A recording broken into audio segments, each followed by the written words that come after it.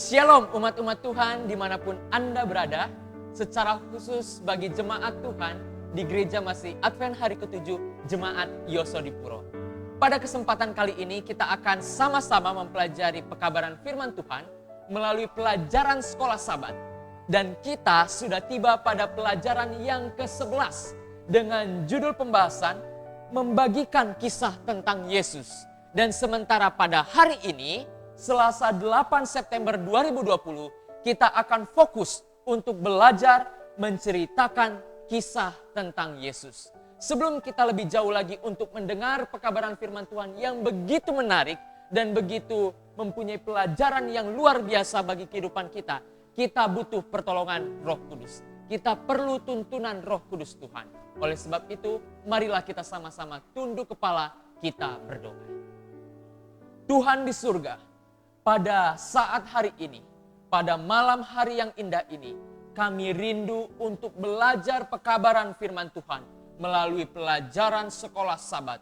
Bagaimana menjelaskan, menceritakan kepada kami kisah tentang perubahan hidup seseorang ketika sudah disentuh dengan kuasa daripada Tuhan. Oleh sebab itu ya Bapa, sentuhlah kehidupan kami agar hidup kami boleh berubah, boleh hidup semakin serupa menjadi seperti Yesus Kristus. Terima kasih ya Tuhan. Ampuni kami orang yang berdosa ini. Di dalam nama Tuhan Yesus kami berdoa. Amin. Umat Tuhan yang terkasih, kita buka pelajaran sekolah Sabat kita pada hari Selasa 8 September 2020. Menceritakan kisah tentang Yesus. Bersaksi adalah membagikan hal yang kita ketahui tentang Yesus. Tidak mungkin seseorang bersaksi apabila dia tidak mengetahui, tidak mengenal siapa yang dia saksikan. Dan pelajaran kita kali ini, kita rindu untuk menyaksikan siapa Yesus Kristus yang tentunya sudah mengubah kehidupan kita untuk menjadi lebih dekat kepada Dia. Yesus adalah dasar dari kesaksian yang kita sampaikan. Bagaimana cara Dia mengubah kehidupan kita dan apa yang sudah dilakukan Yesus di dalam kehidupan kita.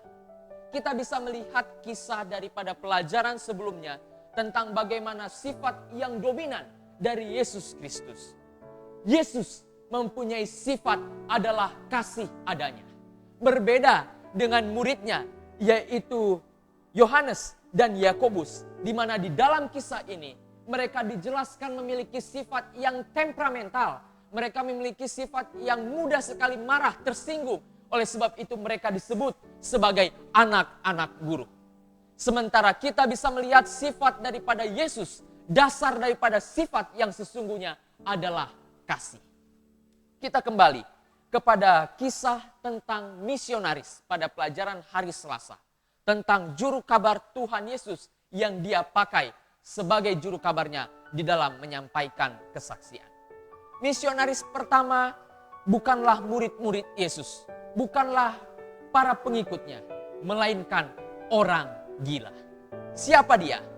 Mereka adalah orang yang pernah kerasukan setan. Mereka adalah yang pernah membuat hati para penduduk resah dan gelisah. Mereka ini juga yang dengan kekuatan iblis mereka sanggup mematahkan daripada rantai yang mengikat tubuh mereka. Dan mereka ini juga yang berteriak dengan nada yang begitu mengerikan. Sampai-sampai mereka melukai, mereka memukul tubuh mereka dengan batu-batu yang tajam. Karena mereka dipengaruhi oleh kuasa kegelapan.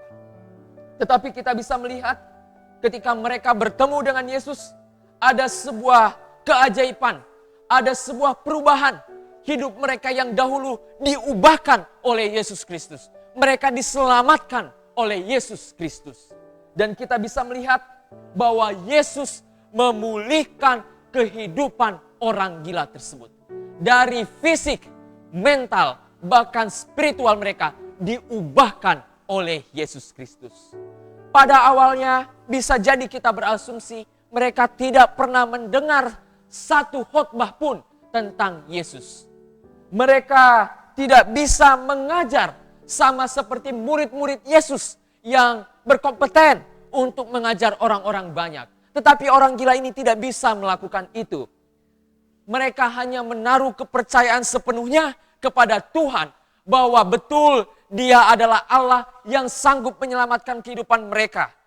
Yesus Kristus memang adalah Mesias yang sudah mengubah kehidupan mereka dari kehidupan yang lama menjadi kehidupan yang baru. Mereka percaya sepenuhnya umat-umat Tuhan atas keajaiban yang sudah mereka terima. Itu sebabnya mereka menjadi juru kabar Tuhan. Mereka menjadi misionaris Tuhan. Mereka saksikan apa yang mereka rasakan, apa yang mereka dengar, dan apa yang mereka alami di dalam kehidupan mereka setelah berjumpa dengan Yesus. Itulah kuasa sesungguhnya dari kesaksian pribadi. Kita semua bisa bersaksi untuk Tuhan. Kita semua bisa bersaksi untuk semua orang yang belum mengenal Tuhan. Asalkan dengan catatan kita sudah merasakan, kita sudah melihat, kita sudah mendengar dan mengalami secara penuh bagaimana apa yang sudah Yesus lakukan di dalam kehidupan kita. Inilah yang menjadi pelajaran sekolah sahabat kita pada malam hari ini. Tuhan Yesus memberkati kita semuanya. Amin.